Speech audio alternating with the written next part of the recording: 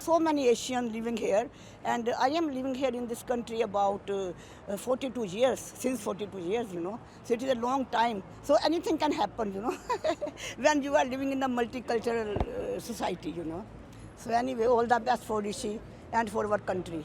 No, because being somebody who's non-white myself, I would have wanted somebody with a few more, a few more scruples probably, being a bit more left-leaning maybe, especially coming from, a minority and having suffered certain things. You would want somebody to understand that, and I feel like he doesn't.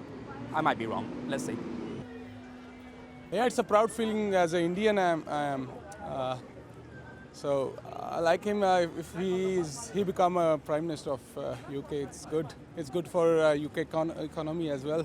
Oh, non-white or white doesn't make any difference because he is born in England and he's born and brought up here only. So I don't think so there is any difference. And when we talk about England, I think is the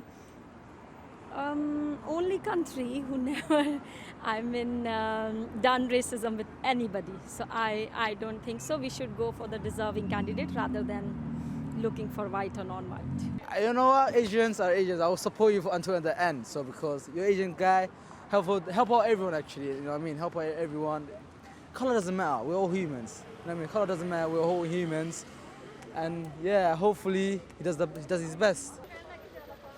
Yeah, it's a historic moment in British politics and public life. And while most people will say we shouldn't pay too much attention to the ethnicity or faith of the Prime Minister because we want everyone to have a fair chance, the fact that this is possible now in 2022 is a new thing in British politics that wouldn't have been the case even 10 years ago, and certainly not 20 years ago. So I think that is a change in our public life, a change in our politics, and probably does reflect broader changes in professional life in Britain.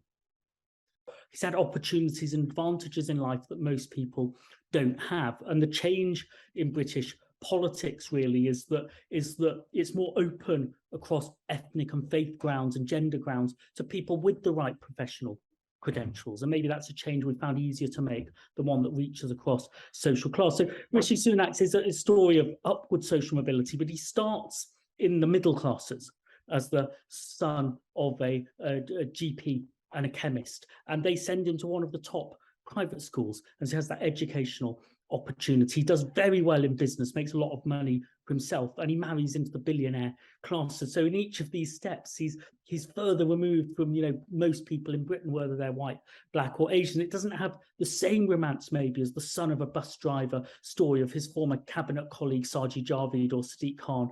There is a toxic fringe of our society. 3% of people who don't think Asian people are British. That was a lot bigger 10 or 20 years ago. There are people who will be a bit discombobulated. What does it mean for the Prime Minister to be a Hindu? We've got an established church. How do we handle that? I think we'll handle it very practically, very pragmatically. King Charles wants to be the head of the Church of England. He wants to be the king of all faiths. His Prime Minister might be Hindu, might be Jewish, might be Christian, might be an agnostic, might be an atheist. Religion is not very central to our politics. And so I think this is a much smaller thing, I think, in Britain than in the United States of America. I think where to have a prime minister who was practicing a faith that was not a Christian would, I think, be a much bigger deal in a society where I think faith is much more prominent, even though it's officially not part of politics.